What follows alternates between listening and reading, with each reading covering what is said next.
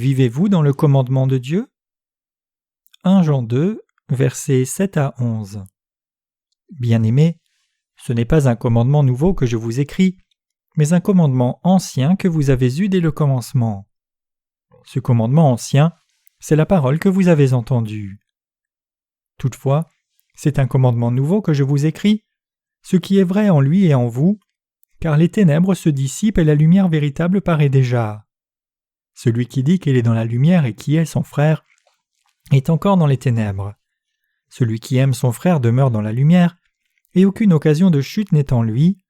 Mais celui qui est son frère est dans les ténèbres, il marche dans les ténèbres, il ne sait où il va, parce que les ténèbres ont aveuglé ses yeux. L'apôtre Jean est quelqu'un qui avait atteint une profonde compréhension de l'amour de Dieu. Il était le disciple le plus aimé de notre Seigneur, le Fils de Dieu. Il était celui qui sentait cet amour du Seigneur le plus profondément et qui rendit témoignage de cet amour. Ce Seigneur avait abandonné son trône de gloire pour venir sur terre afin de nous sauver de tous les péchés du monde. L'apôtre Jean croyait que le Seigneur vint sur cette terre dans la chair d'un homme pour sauver l'humanité entière des péchés et qu'il porta personnellement les souffrances, malédictions, mépris, insultes, mort et la condamnation du péché que nous étions supposés porter. Et parce que Jean croyait ainsi dans la vérité du salut que Jésus lui avait donné, il pouvait être sauvé de tous ses péchés. L'apôtre Jean savait très bien combien il devait être reconnaissant pour le salut des péchés et combien l'amour de notre Seigneur était grand. Jean savait, en d'autres termes, quel grand sacrifice le Seigneur avait fait pour le sauver et combien il l'avait aimé. C'est parce qu'il connaissait si bien l'amour de Jésus qu'il écrivit cette épître d'amour à tous les saints. En dehors de l'évangile de Jean et ses 3 épîtres de 1, 2 et 3 Jean, l'apôtre Jean écrivit aussi l'Apocalypse. C'est à lui que Jésus s'était révélé le plus. C'est par l'apôtre Jean, au-delà des autres disciples, que Dieu nous dit le plus combien il nous a aimés. Cela nous témoigne du fait que l'apôtre Jean avait la plus grande connaissance de l'amour de Dieu. Donc, Jean est appelé l'apôtre de l'amour. Parce que l'apôtre Jean était celui qui connaissait l'amour du Seigneur plus que quiconque, il rendit aussi davantage témoignage de cet amour. Il n'y a vraiment pas d'exagération à voir 1 Jean comme le livre de l'amour. Nous nous référons souvent à 1 Corinthiens 13 comme le chapitre de l'amour. Ce chapitre, bien sûr, parle beaucoup de l'amour aussi. Mais celui qui témoigne de l'amour de Jésus dans ses nombreux aspects, c'est l'apôtre Jean, car il savait très bien combien Jésus aimait les saints. Jean rendit témoignage de l'amour du Seigneur. L'apôtre Jean est quelqu'un qui parle de l'amour du Seigneur. En 1 Jean 4, versets 18 à 20, il dit « La crainte n'est pas dans l'amour, mais l'amour parfait bannit la crainte. Car la crainte suppose un châtiment, et celui qui craint n'est pas parfait dans l'amour. Pour nous, nous l'aimons parce qu'il nous a aimés le premier.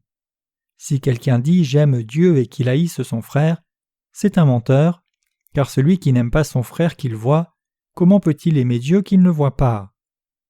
Selon ce qu'il dit ici, qu'il n'y a pas de crainte dans l'amour, Jean dit que ceux qui connaissent vraiment l'amour de Dieu et ont reçu cet amour ne s'approchent pas de Dieu dans la peur mais dans la joie, et qu'ils aiment aussi leurs frères et sœurs qui sont devenus le peuple de Dieu. C'est parce que nous avons été couverts de l'amour de Dieu. C'est pour cela qu'il déclare « Si quelqu'un dit « J'aime Dieu » et qu'il haïsse son frère, c'est un menteur, car celui qui n'aime pas son frère qu'il voit, comment peut-il aimer Dieu qu'il ne voit pas ?» Ainsi, le thème principal de 1 Jean, c'est l'amour de Dieu, et Jean conclut que la cristallisation de l'amour de Dieu, c'est l'évangile de l'eau et de l'esprit. Il traite ces 2 termes tour à tour dans cet épître, et finalement au chapitre 5, il explique ce qu'est l'évangile de l'eau et de l'esprit, que vous avez entendu depuis le commencement, 1 Jean 2, verset 24. Que nous dit le nouveau commandement de Dieu ? Il parle de l'amour de Dieu, et nous dit de vivre dans cet amour. 1 Jean 2, verset 8 dit « Toutefois c'est un commandement nouveau que je vous écris, ce qui est vrai en lui et en vous, car les ténèbres se dissipent et la lumière véritable paraît déjà. » Avant que nous ne soyons nés de nouveau, nous étions des pécheurs qui ne connaissaient pas le salut ni n'avaient reçu la rémission des péchés. Nous ne connaissions ni Dieu ni la vérité. Nous n'étions pas le peuple de Dieu, mais des fils de ténèbres, et nous étions méchants. Donc, nous ne pouvions nous aimer en vérité. Si ceux qui sont restés enfants des ténèbres et ne sont pas venus dans la lumière de la vérité s'aimaient, prenaient soin les uns des autres et étaient dévoués, cela serait inhabituel et étrange. Honnêtement, ces actes n'étaient qu'hypocrites. Cependant maintenant, nous avons connu que les ténèbres sont passées et que la vraie lumière a brillé sur nous, et nous sommes devenus les enfants de Dieu qui ont reçu son vrai amour et le salut. Personne d'autre que vous et moi, qui sommes nés de nouveau en croyant dans l'évangile de l'eau et de l'esprit, ne sont les enfants de Dieu. Comment pouvons-nous, en tant qu'enfants de Dieu, nous haïr? Ceux qui se haïssent finissent menteurs devant Dieu. Si nous sommes vraiment devenus le peuple de Dieu, la haine ne peut pas sortir de nos cœurs. Alors que nous pouvons remarquer les fautes, erreurs et méfaits des autres, nous reprendre pour ces fautes et nous encourager et nous aider à se repentir, c'est un péché que de se haïr dans nos cœurs, nous rejeter, nous faire des reproches et nous juger. Dans notre famille de personnes nées de nouveau, en d'autres termes, nous pouvons avoir des sentiments contre les autres temporairement, mais nous ne pouvons haïr nos frères et sœurs, le peuple de Dieu et ses serviteurs du fond de nos cœurs. Même le monde a ce dicton « Condamnez le péché, mais ayez pitié du pécheur ». Ce dicton, bien sûr, vient de la tendance à se faire justice soi-même, alors que la cour a seule légitimité pour juger les crimes. Si nous connaissons effectivement et croyons la vraie lumière de Dieu, si nous avons été parfaitement remis de tous nos péchés en connaissant et croyant l'évangile de l'eau et de l'esprit, si nous savons que Dieu a expié tous nos péchés, et si vous connaissez aussi et croyez cet amour de Dieu qui vous a sauvés, alors nous ne pouvons pas nous haïr. Donc, si quelqu'un hait ses frères et sœurs dans son cœur, il est menteur devant Dieu. Même avant que nous ne soyons nés de nouveau, Dieu nous avait commandé d'aimer. Dieu nous a commandé de ne pas faire de mal, mais des œuvres vertueuses. Selon ses commandements, nous devons le faire devant lui et les hommes, c'est-à-dire que nous devons obéir à ce qu'il nous a commandé de faire. Tu n'auras point d'autre Dieu devant ma face, honore ton père et ta mère, tu ne tueras point, tu ne commettras point d'adultère, tu ne déroberas point ni ne porteras de faux témoignages contre ton prochain. Bien que Dieu nous ait dit clairement que nous devions vivre par ses commandements, nous ne l'avons pas fait. Nous sommes incapables de vivre ainsi. Mais l'apôtre Jean nous dit encore « Bien-aimés, ce n'est pas un commandement nouveau que je vous écris, mais un commandement ancien que vous avez eu dès le commencement. Ce commandement ancien, c'est la parole que vous avez entendue. Toutefois, c'est un commandement nouveau que je vous écris, ce qui est vrai en lui et en vous, car les ténèbres se dissipent et la lumière véritable paraît déjà. 1 Jean 2, versets 7 à 8. Il nous rappelle ici que Dieu nous a dit de nous aimer les uns les autres. Quel est le sujet sur lequel la Bible insiste le plus? L'amour de Dieu. L'amour de Dieu pour nous, c'est ceci. Notre Seigneur vint sur cette terre et expia tous nos péchés par l'évangile de l'eau et de l'esprit. Cet amour que Dieu a pour nous est le plus grand amour qui nous permet d'avoir de l'amour vrai pour les autres. Grâce à cet amour, nous pouvons avoir toutes sortes d'amour. L'amour que les pasteurs ont pour les saints, l'amour que les frères et sœurs ont pour Dieu, l'amour que nous avons pour nos pasteurs et pour nos frères et sœurs. Ce n'est pas l'amour charnel, mais l'amour spirituel, car il vient du plus grand amour, celui de Dieu pour nous. C'est dans cet amour de Dieu, dans l'évangile de l'eau et de l'esprit, que nous expérimentons ces choses. La vraie communion se trouve seulement dans cet amour spirituel. Comme notre existence n'est possible que dans l'amour de Dieu, c'est à cause de cet amour de Dieu que nous pouvons manger, boire, rire, parler, respirer et vivre. C'est parce que l'amour de Dieu est abondant que nous pouvons respirer et sentir cet amour. Dans cet amour de Dieu, nous avons reçu les bénédictions spirituelles du ciel. Parce que Jésus lui-même nous aima, en d'autres termes, vous et moi sommes devenus les enfants de Dieu qui vivent maintenant en paix. C'est pour cela que nous devons nous aimer. Les exhortations et corrections de Dieu sont fondées dans son amour. Donc, quand nous voyons les frères et sœurs plus faibles, nous avons plus de compassion et d'amour pour eux. Mais ceux dont le cœur est endurci devant Dieu sont repris plus durement dans son amour. Pour ces gens, c'est l'amour de Dieu que de les reprendre durement et même les punir pour ramener leur cœur vers lui. Les laisser comme cela, même s'il est clair qu'ils vont vers des problèmes, ce n'est pas l'amour de Dieu. Plutôt, l'amour de Dieu, c'est de leur éviter d'aller à la destruction autant que possible. Vous devez réaliser que souligner les erreurs des croyants en Christ n'est pas destiné à les faire souffrir, mais à leur montrer l'amour de Dieu. Un cœur qui veille sur les autres, voilà ce qu'est l'amour. Quand quelqu'un dit bienvenue aux autres des lèvres mais que son cœur est plein d'inimitié et de mauvaises intentions, il n'est pas dans l'amour de Dieu. Être gentil avec une motivation sombre ou ultérieure n'est pas l'amour de Dieu. Quand une telle personne qui parlait comme voulant faire quelque chose pour nous finit par voler tout ce que nous avons et s'enfuir, nous ne disons pas que la fraude a été commise seulement au moment de fuir, mais depuis l'instant où la personne a posé son piège pour nous tromper. Veiller les uns sur les autres du fond du cœur, c'est l'amour de Dieu. C'est de nos cœurs que l'amour jaillit.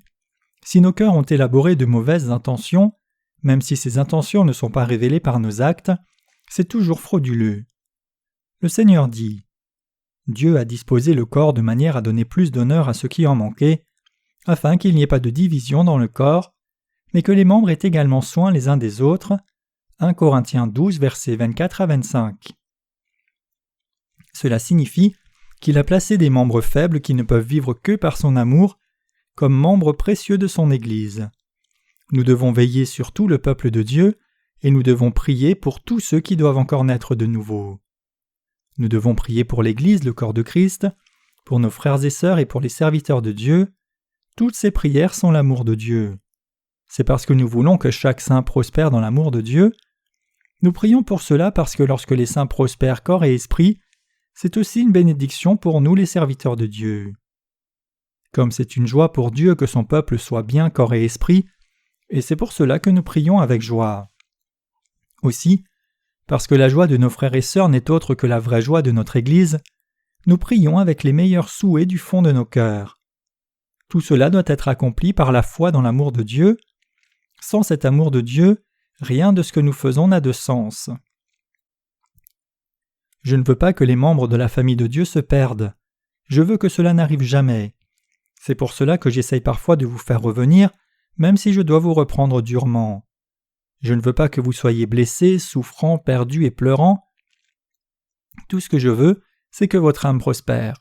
Pourquoi ? Parce que je vous aime tous. Quand il est temps de réconforter vos cœurs blessés, c'est ce que je fais. Mais quand ce n'est pas le cas, c'est une correction qui vient d'un cœur qui aime. Tout comme Dieu vous aime, vos conducteurs spirituels vous aiment aussi toujours. Vous devez réaliser que si vous n'aimez pas écouter ce que vos conducteurs spirituels vous disent, pensant qu'ils se défoulent sur vous, ou si vous pensez qu'ils sont fâchés contre vous et veulent vous casser les oreilles, vous rejetez l'amour de Dieu. Si vos pasteurs n'avaient pas d'amour pour vous dans leur cœur, ils ne vous reprendraient pas ni ne feraient attention à vous. Le contraire de l'amour, c'est l'indifférence. Quand nous n'aimons pas quelqu'un, nous ne lui disons rien, et nous retournons dans l'indifférence. En croyant dans la vérité du salut que Dieu a répandu sur nous dans son amour, nous sommes de nouvelles créatures. C'est par notre foi dans l'évangile de l'eau et de l'esprit que nous vivons. Donc, ceux de nos frères et sœurs dont le cœur est blessé doivent être guéris de leurs blessures. Ceux dont le cœur est arrogant doivent devenir humbles. À ceux qui sont débordants, il faut soustraire, et à ceux à qui il manque, il faut ajouter.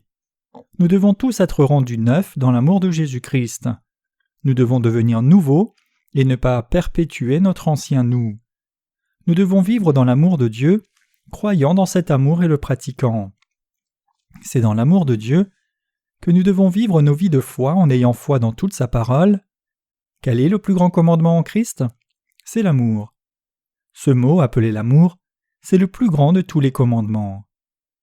L'amour de Dieu pour nous est si fort que rien ni personne ne peut nous séparer de son amour. Il est écrit « Car l'amour est fort comme la mort, la jalousie est inflexible comme le séjour des morts. » Cantique des Cantiques, chapitre 8 et verset 6. Il y a quelqu'un qui, lorsque celui qu'il aimait fut trompé par Satan et alla vers la mort, montra son amour en donnant sa propre vie. Ce quelqu'un, c'est Jésus. Jésus nous a aimés, et trompés par Satan, nous étions dans le péché, nous souffrions et mourions. Mais pour nous sauver, Jésus n'hésita pas à faire face à la mort de son corps. C'est l'amour que Dieu avait pour nous. C'est cet amour inconditionnel que Dieu nous a donné, l'amour par lequel il abandonna sa vie pour nous sauver, c'est l'amour vrai. ceux qui sont devenus les justes en croyant dans la lumière de vérité, peuvent-ils demeurer et vivre dans les ténèbres? Non. L'apôtre Jean dit en 1 Jean 2, versets 9 à 10, « Celui qui dit qu'il est dans la lumière et qui est son frère est encore dans les ténèbres. Celui qui aime son frère demeure dans la lumière, et aucune occasion de chute n'est en lui. » Mes chers croyants, la Bible souligne ici que ceux qui clament demeurer parmi les justes et être dans la lumière, mais haïssent leurs frères, c'est-à-dire ceux qui disent qu'ils savent et croient que Dieu nous a sauvés de nos péchés et nous a ramenés à la vie, mais haïssent leurs frères, sont restés dans les ténèbres jusqu'à présent. Celui qui hait ses frères du fond de son cœur demeure encore dans les ténèbres.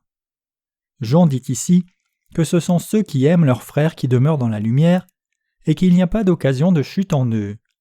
Si par contre, vous et moi haïssons nos frères dans nos cœurs, nos consciences se sentiront mal. Mais si nous n'haïssons personne dans nos cœurs, alors il n'y a aucun sentiment de malaise. Disons ici qu'un de nos frères, sœurs ou serviteurs de Dieu nous ait fait quelque chose de mal. Si cela incite de la colère dans nos cœurs, nous poussant à haïr cette personne, en avoir horreur, alors il y a quelque chose qui ne va pas du tout chez nous. Si un cœur plein de haine se trouve en nous, qui sommes nés de nouveau, nous devons réaliser ici que notre cœur est alors au mauvais endroit. C'est parce que vous haïssez quelqu'un dans votre cœur, êtes en colère contre lui, et le détestez que vous avez un tel mauvais sentiment en vous. Nous nous sentons mal à l'aise devant Dieu et même avec nous-mêmes. Autrement dit, nous nous sentons coupables dans notre conscience.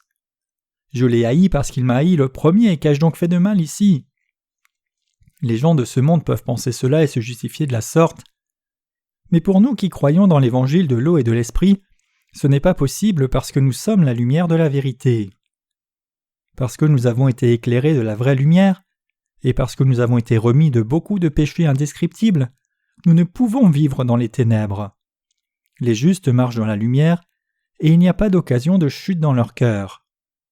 Cependant, l'apôtre Jean dit aussi « Mais celui qui est son frère est dans les ténèbres. Il marche dans les ténèbres, il ne sait où il va, parce que les ténèbres ont aveuglé ses yeux. » Ceux qui haïssent leurs frères, en d'autres termes, vivent dans les ténèbres. Jean dit ici que ces gens marchent dans les ténèbres et ne savent pas où ils vont. Ceux qui sont dans les ténèbres ne savent pas qu'ils sont destinés à de mauvais jugements, car ils ne distinguent pas le vrai du faux. Parfois, vous et moi qui sommes devenus justes pouvons aussi nous trouver dans les ténèbres. Parce que Dieu a fait briller sa lumière de vérité sur nous, par la foi nous sommes devenus lumière, le peuple de Dieu, les justes et les saints sans péché. Donc, quand nous trouvons une occasion de chute dans nos cœurs, nous devons réaliser nos fautes et venir à Dieu par la foi. Comment pourrions-nous demeurer dans les ténèbres? Si nous haïssons vraiment quelqu'un dans notre cœur, cela devient une occasion de chute et une faute devant Dieu, et si nous ne réalisons pas que c'est mal pour nous et continuons d'avoir de la haine dans notre cœur, nous devenons aveugles spirituellement. Incapables de discerner le bien du mal, nous tomberons dans l'erreur et finirons par être serviteurs du diable. Donc, nous ne devons pas laisser la haine vivre dans notre cœur plus d'une journée, ne pas demeurer dans le péché, mais rejeter tous les restes de ténèbres en les confessant avec foi. C'est seulement en vivant ainsi avec cette foi pure dans nos cœurs que nous pouvons vivre devant Dieu comme sa lumière pure et lumineuse. Les ténèbres sont-elles sorties de nous ou pas? Oui, la lumière a brillé sur nous. Donc pour nous, les choses anciennes sont passées. 2 Corinthiens 5, verset 17. Nous avons déjà échappé à notre destin maudit. Parce que Dieu nous a sauvés de nos péchés, nous a donné une nouvelle vie, nous a rendus à la vie et parce que nous croyons, nous sommes son peuple et nous avons reçu la vie éternelle. En tant que peuple qui a reçu la vie éternelle alors, où devons-nous demeurer? Nous devons vivre dans la lumière de la vérité qui connaît Dieu. Nos cœurs doivent demeurer dans la lumière du salut. Nous devons vivre dans la lumière de l'amour de Dieu. Dieu nous a sauvés par l'évangile de l'eau et de l'esprit, et il nous a illuminés de la lumière de la vérité. En nous sauvant parfaitement de nos péchés, en d'autres termes, il a fait de nous sa lumière. Donc, même si on nous dit de ne pas vivre dans la lumière de la vérité, nous devons demeurer dans cette lumière, refléter cette vraie lumière en tout lieu dans ce monde, et vivre par la foi. C'est l'amour de Dieu qu'il nous énonce au travers de l'apôtre Jean. Quand l'apôtre Jean dit Mes petits enfants, je vous écris ces choses afin que vous ne péchiez point. Ce qu'il veut nous dire, c'est que nous ne devons pas commettre le péché qui consiste à ne pas croire dans l'évangile de l'eau et de l'esprit. Ce passage est particulièrement remarquable pour les chrétiens. Ceux qui disent qu'ils demeurent dans le christianisme mais ne croient pas dans l'évangile de l'eau et de l'esprit n'ont pas encore découvert la lumière du salut. Devant Dieu, ces gens demeurent toujours dans les ténèbres et non dans la lumière, car ils n'ont pas été illuminés par la vraie lumière. Ces gens sont ceux qui essayent de recevoir la rémission des péchés chaque jour en faisant des prières de repentance. Ils essayent de suivre Dieu dans de fausses doctrines, mais personne ne peut comprendre l'évangile de l'eau et de l'esprit dans les prières de repentance, ni dans les enseignements de la doctrine de la sanctification incrémentale. Ceux qui essayent de comprendre la parole de Dieu selon leur propre pensée, en d'autres termes, ne peuvent être éclairés par la lumière de vérité. Autrement dit, ils ne peuvent recevoir la rémission des péchés. Comment doit vivre le juste ? Les justes doivent vivre en s'aimant les uns les autres. Après avoir reçu la rémission de nos péchés, comment est notre vie spirituelle ? Ceux dont les péchés ont été remis demeurent dans l'évangile de l'eau et de l'esprit, et ils aiment les âmes. En d'autres termes, parce que nous avons été remis de tous nos péchés, nous aimons nos frères et sœurs dont les péchés ont été remis, et nous sommes en communion dans cet amour et nous aimons comme copropriétaires de la vie nouvelle. Et nous n'avons pas de haine dans nos cœurs, ni n'avons d'intention mauvaise contre les autres.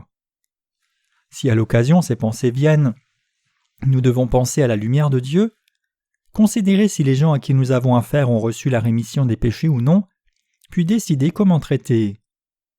Nous sommes capables de nous examiner nous-mêmes et les uns les autres, d'enlever la haine et de nous aimer dans l'amour de Dieu.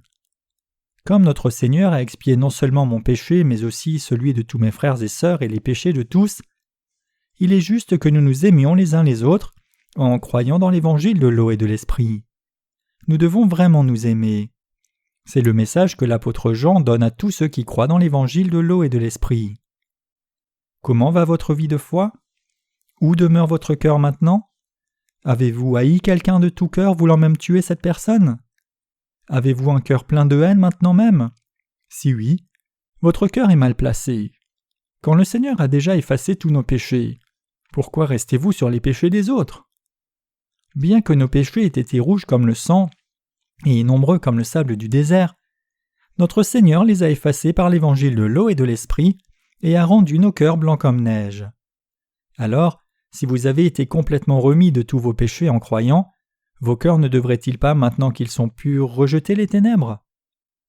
Quand notre Seigneur a expié tous les péchés que nous avions, tous ces péchés épais et sombres, comment pouvons-nous rester sur ces péchés que Dieu a déjà fait disparaître, continuer d'avoir de la haine, pécher et demeurer dans les ténèbres ? Du moment que Dieu a expié nos péchés et a fait de nous ses enfants, nous n'avons plus à vivre dans les ténèbres.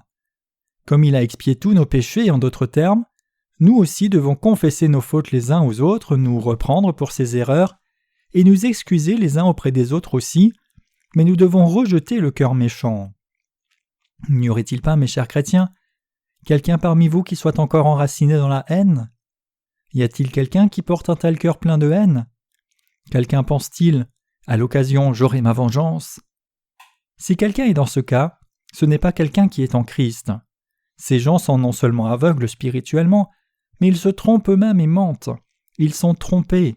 Si vous êtes vraiment en Christ et avez été illuminés de la vraie lumière, vous pouvez haïr le péché, mais vous ne haïssez pas le pécheur, n'est-ce pas ? Bien sûr que oui. Nous devons écouter attentivement ce que l'apôtre Jean nous dit. En 1 Jean 1, verset 5, il dit « Dieu est lumière ». Dieu est-il lumière ? Dans cette lumière, y a-t-il des zones d'ombre ou est-elle seulement lumière ? Elle est entièrement lumière. Cela signifie que nos cœurs comme croyants sont aussi pleins de lumière. Y a-t-il des zones d'ombre dans cette lumière ? Non, il n'y en a pas. Dieu a-t-il laissé certains de nos péchés traîner au lieu de tout expier ou les a-t-il tous fait disparaître ? Notre Seigneur les a tous expiés parfaitement et donc nous n'avons plus aucun péché. C'est pour cela que nous les justes, comme peuple couvert de l'amour de Dieu par la foi, devons nous aimer les uns les autres et illuminer de la lumière de vérité ceux qui, ne connaissant pas encore cette vérité, ne sont pas venus à Jésus-Christ et les prendre dans nos bras. Au moins parmi nous qui avons reçu la rémission des péchés, nous devons toujours nous rappeler que nos frères croyants sont de notre race, notre famille, notre peuple, nos frères et sœurs.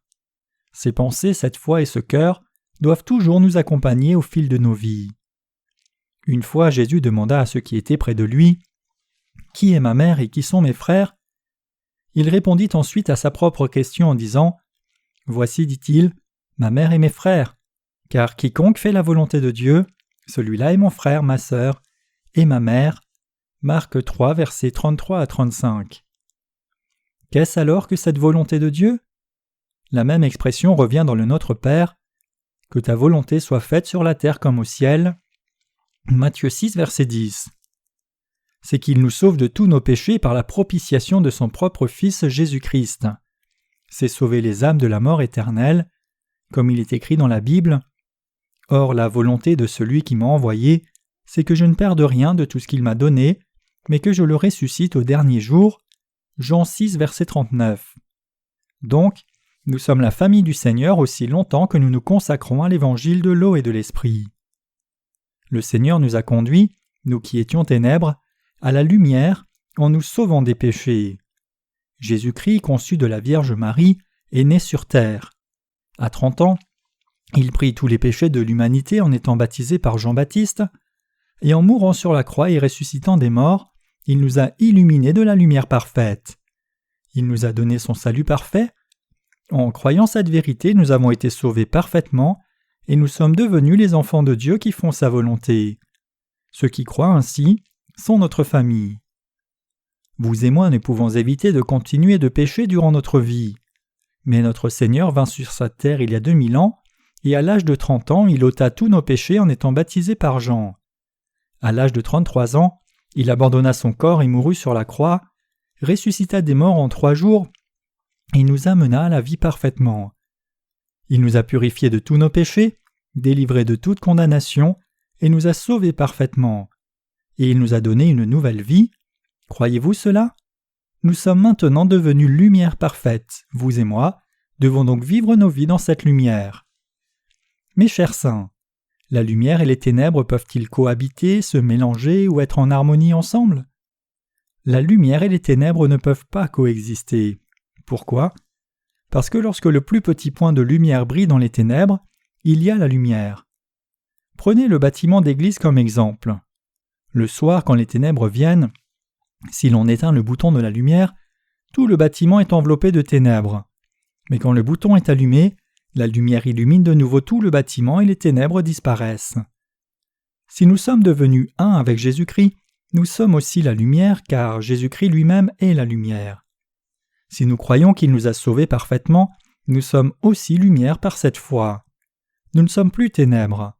La Bible dit « Les choses anciennes sont passées, voici, toutes choses sont devenues nouvelles. » Parce que nous sommes lumière, nous devons vivre une vie de lumière par la foi. Êtes-vous vraiment unis à Jésus-Christ par la foi dans l'évangile de l'eau et de l'esprit ? Si oui, êtes-vous lumière ou ténèbres ?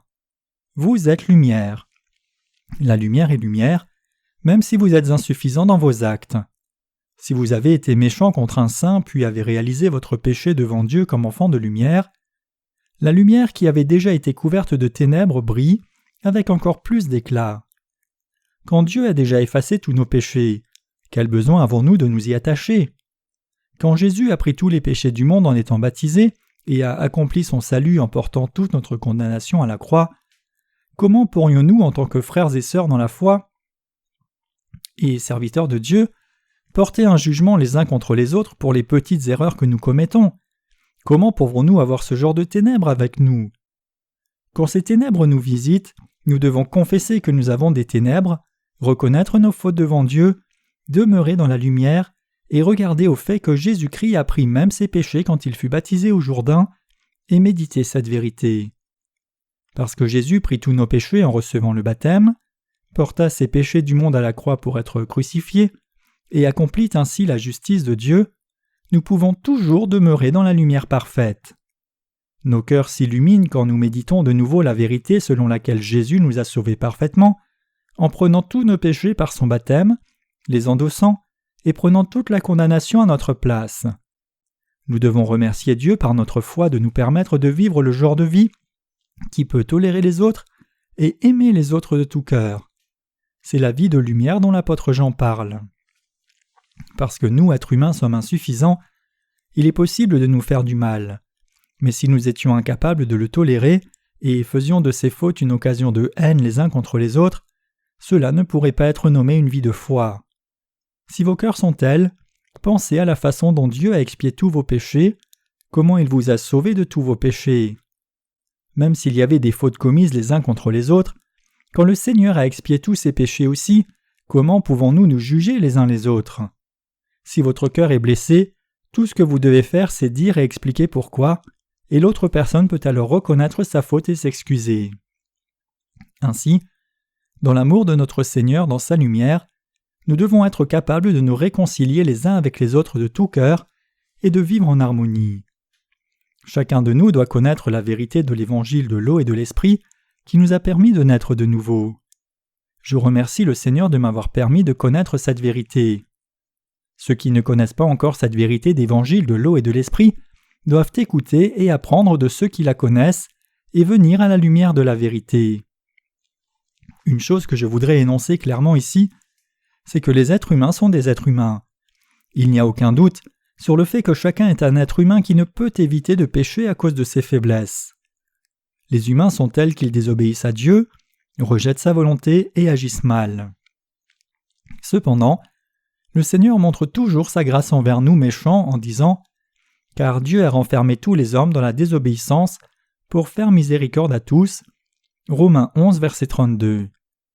C'est parce que notre Seigneur eut compassion de gens comme nous qu'il nous a illuminés par la lumière de la vérité. C'est parce que Dieu nous a aimés qu'il nous a sauvés. Notre Seigneur nous dit qu'il nous a fait être faibles pour que nous soyons sauvés. Vous ne devez pas regarder vos propres pensées et vos propres actes, mais vous devez regarder au Seigneur. Ne pensez pas seulement à votre propre connaissance, mais écoutez attentivement ce que la Bible vous dit vraiment. Le vrai salut viendra alors dans votre cœur et y sera planté. Quand toute la confusion qui couvrait vos pensées est enlevée, vous réalisez que Dieu est effectivement le Sauveur qui vous a sauvé de vos péchés. Et quand vous croyez que Dieu vous a sauvé de tous vos péchés, vous pouvez vous unir au Seigneur et à son Église dans cette foi. En croyant dans l'évangile de l'eau et de l'esprit, nous sommes devenus un corps avec Dieu et donc son propre peuple. Dieu vous a déjà donné ses bénédictions. Mais si quelqu'un n'a pas encore reçu ces bénédictions de Dieu qu'il a répandues par l'évangile de l'eau et de l'esprit, alors j'espère et prie que ces personnes croient et entrent dans cet évangile donné par Dieu de l'eau et de l'esprit.